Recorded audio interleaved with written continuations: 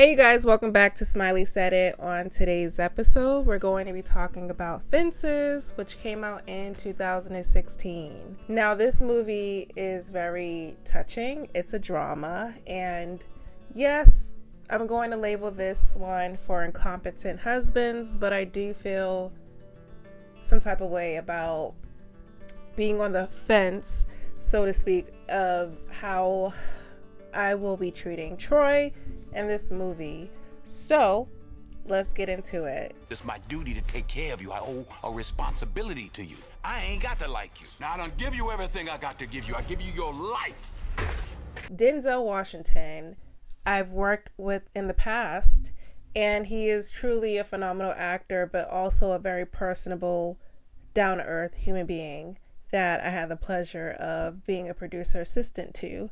The way the movie opened up was pretty fascinating because it showed his duality when it came to his job as someone that picked up trash. So Troy is working beside his good friend, Jim Bono, who is such a delight. Stephen McKinley plays Jim. He's someone that, in the opening film, them two had such a great chemistry because, the dialogue itself was about Troy complaining about him not being able to be the driver. His job was to pick up trash in the neighborhoods. He felt like there was mostly white men that were drivers. You could see the character development right there. Who was more of the outspoken one? Who was more of the I'm a chill and lay back type of guy? Troy definitely was, sipping a little bit too much on the liquor. Viola plays Rose, and she's the wife of Troy. You could tell there was resentment there, and Rose called it out. She's like,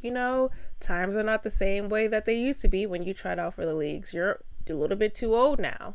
And even back then, they considered you to be a little bit too old to join the Negro baseball league. Troy has this egotistical idea about himself based on his talent. And what he does is he pretty much sprinkles all of that down to his son. Javon plays Corey, and Corey is his son. Troy doesn't believe that his son will be able to make it into the major leagues because he didn't make it into the major leagues of baseball. Everything he compares in life is based on baseball. And unfortunately, what he does is tries to sabotage his son's ability to potentially make it out doing what he wants to do and living his dreams by playing football. Back in the day, a lot of wives were not able to pretty much be too much in the argumentative realm. But Rose has seen a lot when it comes to Troy, and so has Bono. And Bono was like, hey, you gonna give me a little bit of that liquor? Because Troy babbles. Something that my father personally does. My dad is up in age. He's in the 70s, but not to get a little bit too personal because I'm very open about my life. If you watch my documentary, which is on my channel, my father reminds me so much of Troy's character in this film, which is why it was pretty hard to watch. As a recovering alcoholic, my father still battles this egotistical idea about himself and how he believes he shows up in the world and how he treats other people. But when he listens to how people, pretty much tells him how he treats them, he believes, oh no, you're dramatic, you're over, you're being over dramatic. I don't act this way. I don't behave this way. Meanwhile, they're actually drunk in that moment when they're saying they're not drunk or when they're not belligerent. And Rose tolerated a lot. Troy did not deserve Rose. He didn't. He didn't really deserve to have a family.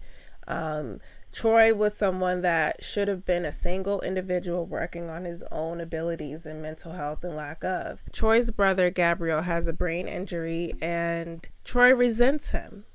Troy resents his brother because without his disability, Troy would not be getting any, he would not be getting a monthly check based upon quote unquote caring, being his caregiver, right?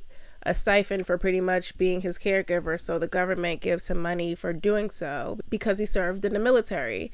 And Troy told Rose at one point.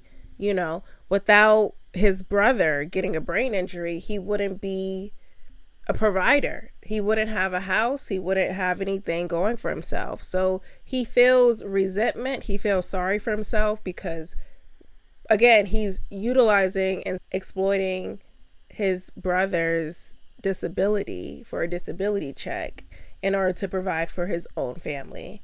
And outside of baseball, that was his only hope of getting out of poverty and providing for himself and his family. But he failed, and he can't accept that. So what he does is he tries to make it about everyone else's problem. It's about everyone else that made him be where he's at. But then he has like small moments where he comes to the idea, like, you know what, maybe it is me. Maybe I don't have it in me to be this loving, providing husband that Rose actually deserves. And his son deserves a father figure that's not just going to be a provider and someone that throws it in his face, but actually likes him and actually loves him and knows how to show empathy and knows how to show support. But then again, Troy doesn't know how to show support because he never had it himself. Troy admits that his father was not nice to him at all. His father was actually not supportive. And this is what happens when you have generational trauma. You have people that don't know how to communicate their emotions with their loved ones, even though their loved ones are telling them, I'm here for you. And if you need anything, please let me know. And some people just don't know how to do anything but self-sabotage. Because if you don't love yourself, right, or you don't know how to love yourself and respect yourself and give you the inner desire, ability to understand that you are not your trauma. You are not the victim that people in society tells you that you are. You're very well capable of loving others and yourself, but you don't have the tools. You don't have the resources. You don't have therapy. You don't have money. You don't have anything. So a lot of people do is they have an addiction, whether it's drugs, gambling, sex, jumping from job to job, jumping from partner to partner. Troy felt stuck in his marriage, even though he had a loving and supportive wife. He was stuck with himself, but he didn't know how to tell Rose that. So Rose is over here telling him and feeding into him and pouring into him that he's worthy and that he should get the chip off his shoulder that he was not worthy enough just because he didn't get accepted into the Negro Baseball League. He felt like, oh no, they still did me wrong and they owe me. And until they do right by me, I'm going to hold a grudge. Even if it impacts my family dynamic, even if that means I'm going to sabotage my son's ability to shine the way that he deserves, even if he gets let down. Because Troy's whole point was, I don't want to see my son fail the way that I was failed. I don't want to see him struggle the way that I struggle. So you need a job. You need to make sure that you bring the bacon home to your family because that is guaranteed. But he doesn't understand that his son didn't have a family yet. He didn't have a wife. He didn't have children yet. He was just finding himself. He was a teenage boy. He was in high school. And that triggered Troy significantly because meanwhile, Troy in his mind was like, okay, if my son actually makes it as a Black young man in this time of era, right? What does that say about me? And then Troy would have to then actually accept the fact that maybe it wasn't because you were Black. Maybe it wasn't because of the time. Maybe it was because you just either weren't good enough for what they were looking for in that moment, right? Or maybe you were just too old. And for some reason, he wants to chalk it up to, no, it was just, they didn't understand what they had on their hands. That is denial. Denial is a river. Platinum record this, Bible record that. I'm making so much money, I'm all over. Shout out to Doechii. And as long as you keep denying yourself from what you think you deserved, you're never going to make it to where you actually deserve to be. And that is a concept that he refused to listen to when Rose was telling him, you have to stop feeling bad about yourself and then projecting it onto the world by making it seem like they just didn't like this black man. They wanted to see this black man fail, particularly because my whole life I've been a failure. My father has been a failure. I'm a failure to my sons. I'm a failure to my wife. And he couldn't get out of the victimhood, right? That we proclaim to be masculinity. But what he was practicing was toxic masculinity. And a lot of that stems, again, in the generation, right? From generation to generation, the pathology of, if I don't do well or exceed, society is against me. Your calling is your calling. Troy's whole thing was, that's all I got, Rose. That's all I got. He chucked everything up to being, that's all I got. Not what I can do better, not what I should do better, to be a better person for myself. That way I can be a better person for everybody else. He just said that it is what it is, basically. I am who I am. If that's not who my father is, that's exactly how he talks today, right now, even today. When him and I have our own back and forth, it is what it is. This is how I am. This is just how it is. This is how I am. And it's like, no, but it's not just it's not about how you are right now, but do you like who you are? Are you accepting who you are? And if you are accepting who you are, why do you have resentment about who you are?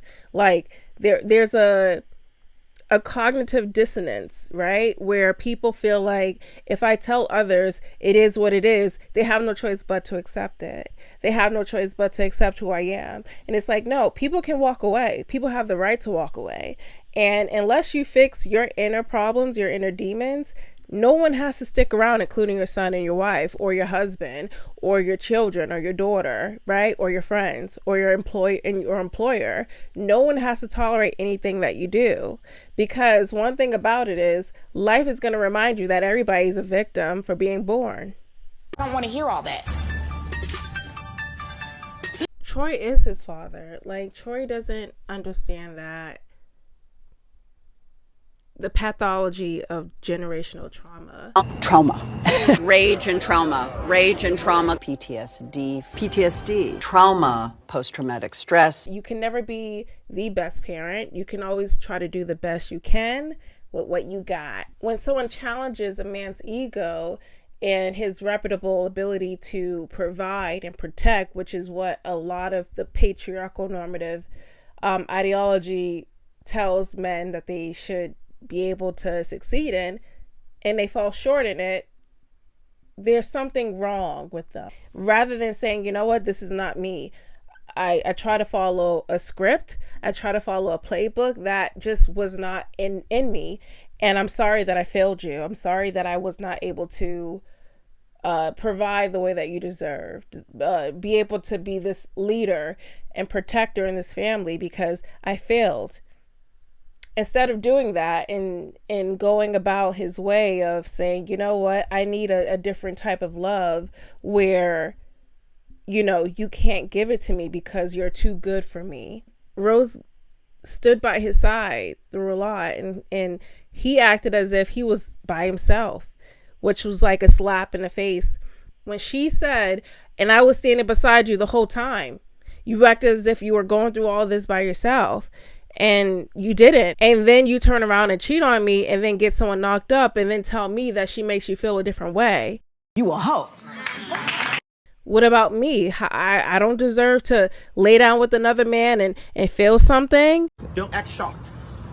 Rose wanted to fix up a man because she was running away from her own family traumas that she wanted to break. Women didn't have rights back then that they have now. She just knew that she had to play a role. Both of them were playing a role, and none of them were actually making it to home run until she told him, I'll take care of the baby, but I'm not going to be your wife. You want to make me feel sorry for you? I'll take care of the baby, but because the mother's no longer here, we already know, again, during that time, back then, the child might end up in foster care or worse off. Who knows? Her motherly instinct, she wanted children with Troy. She wanted to have more children. I don't know necessarily why they didn't have more children. I don't know if she had like fertility complications but back then I can understand why she did that, because of course your original reaction would be like, why would I take in a child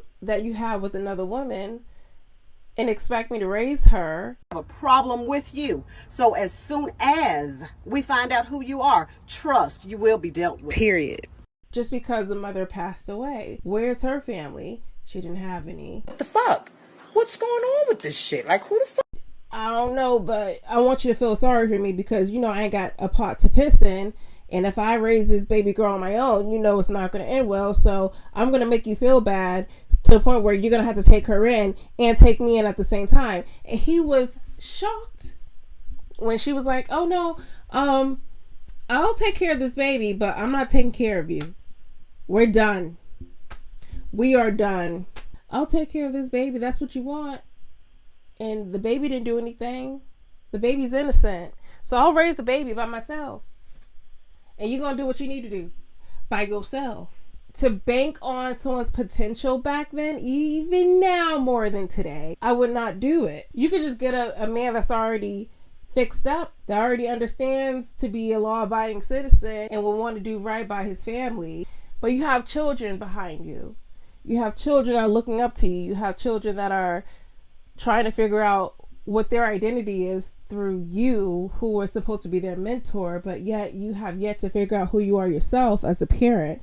She wasn't the fixture of her son. When her son was pouring out his heart that he wanted to play football, she just stood in the background and let Troy degrade his ambitions because she allowed it to happen to her. She didn't know any other way. She didn't have the right tools until it was too late. When she was trying to tell Corey at the end of the film, your father did the best he can. You have every right to feel the resentment you have, and I understand the resentment that you have towards your father. Does no one justice, not even yourself. The rose that falls to the concrete, the rose that falls to the floor, it was so telling of her name. The rose that grew out of the concrete, which is what happened with Rose. Like, Rose literally fought through a life of self-validation, and she tried to do that through her children, through Troy. She didn't want to have a broken family. She didn't want to have it split up in different households. But to me, it was like the family was already split up because Rose and her family and Troy and his family had a dynamic that was already toxic and dysfunctional. You sit in shit too long, it stops smelling. So come the fuck out of there. So they try to fix that by getting together and making it better with their own family. And it ended up somewhat being the same as their own upbringing. Meaning, you don't go into a relationship trying to fix someone. You just don't do that. They should come as they are, and you should accept them as they are. And if they are not what you're looking for, you do not participate in what they have to offer you. You do not then go upon yourself to then saying, I'm the savior because I was a savior of my own family. You do not do that. You do not say, I try to save my own father from his dysfunctionality, so I'm going to try to save the husband or the boyfriend in my life. Troy numbed himself with alcohol because that was his version of escapism. That was his version of, after a long day of work, I did my duty as a man. I'm able to provide. That's all I got to do. He thought having intercourse with Rose on a regular basis was him showing his affection. Ushers, close the doors. Close the doors. But was it, or was it his version of relief? Because anytime he mentioned having his lovey-dovey time with Rose kind of felt like, oh God, here we go again, I guess. I don't care. Snap. I don't care. Okay. I really don't give a fuck. I really don't. Exactly. Rose knew that he was finding a way to escape from his own problems, and it was through her. It was through his children. It was through the system. It was through the racism that he thought projected onto his life as to why he didn't get into a major league baseball team. It fell hard on his other son, who was a musician, trying to say, oh no, you ain't nothing but devil music down there at them bars and that jazz club that you're playing at. I'm fine. I'm not gonna hear none of that. But meanwhile, you're drinking yourself every night after work. When his son tried to check him, when he was like, oh no, you're not gonna cheat on my mother and beat on her and doing none of that. I'm the man of the house now. He punked him. He was like, you ain't the man of my house now. You gotta get out. And when he left, he signed up for the military. Father's not in the home. Where's Father's? Father's, I'm going to need you to come back from hanging out with your homeboys and banging people that aren't your wife and take care of your kids and your baby mamas. Do you mind? Goddamn fences. The montage of Troy building the fence and Rose being baptized around other women, going to faith and worshiping a male deity to salvage the brokenness caused by a man, did not fall short of me. Rose turned to religion during her disparity with Troy, and Troy decided to actually finally build a fence that he promised Rose to build. Troy didn't go to church with Rose. He made it a woman's thing. Even when Rose showed up to his job to talk, the first thing he says is, now all of a sudden you want to talk? You've not spoken to me all this time in months or even last night? You're lucky she's even talking to you, because today, in today's time, she should drain you for your pockets. She should have left you out on the street, my dude. Like, what do you mean? Like, when I tell you, I had such... I was clenching my fist like this. I was like, I know this dude did not just like try to berate her for showing up to his job after what he did to her. Now you want to be fucking dumb. Stupid ass. He's so used to thinking he's the smartest person in the fucking room. He doesn't like Rose for who she is as a person. He likes what she does for him. Anytime someone says like, oh yeah, I like this person because of what they can do for me, not because of who they are as an individual, as a self-sovereign self-entity, but what they can do for them to make their lives great. You should like people for who they are as an individual, even in a partnership, because once you're in a partnership, you're still two separate entities. Like, you're literally still two separate people that have your own identity outside of each other, that should still be able to prosper outside of each other. The whole point of partnership is for support, not rendering someone from being their full potential or not supporting them for who they want to be. And it's a controlling factor that a lot of people have in these so-called relationships and marriages, that I feel like, oh my God, y'all are not in a companionship. Y'all literally in a dictatorship, in a victimhood scenario. Like, y'all do not like each other. Why are y'all with each other? I didn't know better before. That's why I can identify the BS in a lot of people's relationships and dynamics, because I'm like, I know, I see it, I've been there. I had to unlearn, I had to readjust, I had to learn who I was, I had to love myself, I had to be appreciative of myself, I had to accept everything that I did not like about myself, and then understand why, and not then project that onto someone else and make it their problem. My life is my life to control, regardless of what type of relationship I'm in, whether it's platonic, whether it's business, whether it's romantic relationships, whatever. I'm responsible for my emotions. I'm responsible for my own outcome, nobody else. And the idea of getting into a partnership or a marriage for someone else to take on your own traumas and incapabilities, and then you decide not to fix it or work on it, is wrong. That is so wrong. Like, this is ghetto. So no, like, Rose deserved better. Rose deserved to be in a dynamic that benefited her, because there's no way that anyone should be in a relationship or a partnership and both parties are not benefiting from each other in a way that's healthy. He told Rose that he needed to go to the hospital. Troy said he cannot read. So he said he did not read the release papers when it came to his brother, when it came to the mother of his child and the medical release papers and everything like that. And Rose did not believe him because, again, she knew who Troy was. Troy cannot lie to Rose about anything without Rose understanding that he was lying to her. And the fact that he tried to chuck it up to him being incompetent about the paperwork is ridiculous when it came to his brother. Like, you knew exactly what you were doing.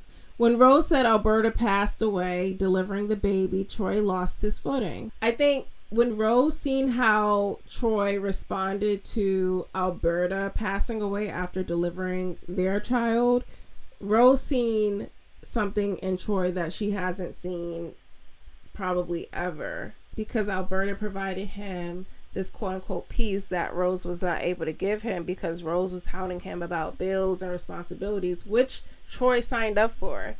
And he lost that. And now he's stuck with the repercussions of his actions, which is unfortunately a baby that is innocent, that has nothing to do with these adults' business, which Rose understood. Raynell is a little girl, and she is so cute when she approaches Corey towards the end of the movie and started asking him questions. And when they started to sing the song that Troy used to sing together, and he started to like break down and realize like, my outlook on my father was not perfect, and he did not treat me the way that I deserved, or the best way that he should have, even though he didn't know how to, but he was still a human being. Denzel Washington plays a lot of characters that I noticed that has a journey, a fool's journey, so to speak. That's a character that is very hard to take on, because you have to let yourself go and be vulnerable, even in a moment that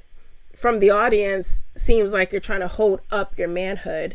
And Denzel embeds himself in those characters that I genuinely find to be very admirable. Rose was explaining to him, when Rose was crying her eyes out and like snotty nose and just angry, I was angry right there with her. I hope that the audience was as well, because she was able to project what we all felt, I feel like, in the beginning of the film. I feel like she was already used to his mess, you know, where she knew his mood. She knew when he was carrying on and when he was drinking a little bit too much alcohol. Rose knew that man more than she knew herself. I feel like she tried to embed herself into Troy, where she felt like she was able to have an identity. And again, he wasn't even able to see that. He was not able to see her escapism through him. Meanwhile, he's trying to escape her. And it was kind of like this back and forth of gender roles. I can't even imagine Raynell's position as a little girl, being a part of a family that is due to my father having intercourse with my mom, and I become a part of a family dynamic that I was technically not supposed to be a part of. And when she told Corey, you will go to his funeral, even though you may not like him, even though you may despise him, even though you may resent him, he is still your father. And a lot of people still battle with that moral compass of, even though a relative of mine did me wrong, why should I pay them the respect of showing up to their funeral, to their passing, to lay them to rest? And in her mind, she's like, well, it's a closure for you. It should be a closure. Just close the chapter and never look back. But for him, he's like, the chapter was already closed the moment that he kicked me out of the house. Like, he disowned me because I was standing up for you. I don't know. I feel like this movie was not about him being incompetent in a way where he didn't own up to his faults, because at some point Troy did. I think it's more about him kind of figuring out and navigating who he is as an individual. But unfortunately, he took on too much. He took on a family provider role, even though he naturally was not a provider. So that was Fences in 2015. The movie. The play was amazing. If you have the chance to check out both of the plays, the original and the play that stars in Viola Davis and Denzel Washington, I highly suggest for you to watch it. Hands down, touching. I try my best not to get too emotional doing this review, because it really is a touching one, but I hope you guys really enjoyed this one, because this movie holds dear to my heart. This play, the stage play, the acting, the writing, the realism of it all was just incredible. I mean, Denzel Washington is a powerhouse, but Viola Davis, my gosh. My father, by the way, he reminds me of Denzel, but his stature, the way he talks and everything like that also reminds me of Denzel, but he loves Viola Davis. He's a big fan of hers. I mean, this man has a big celebrity crush on Viola. Yeah, that's my honest take about it. Thank you for watching. Look after your family and be honest about how you feel about things. Be honest, be transparent, communicate with your family and your loved ones. Don't shut people out that care about you. Be transparent if you have the guts to do it. And let's break generational traumas and shit. Let's just break all of it. So yeah, I'll see you guys next time. So peace, love, and happiness. Smiley said it, and I'll see you guys in the next video. Bye.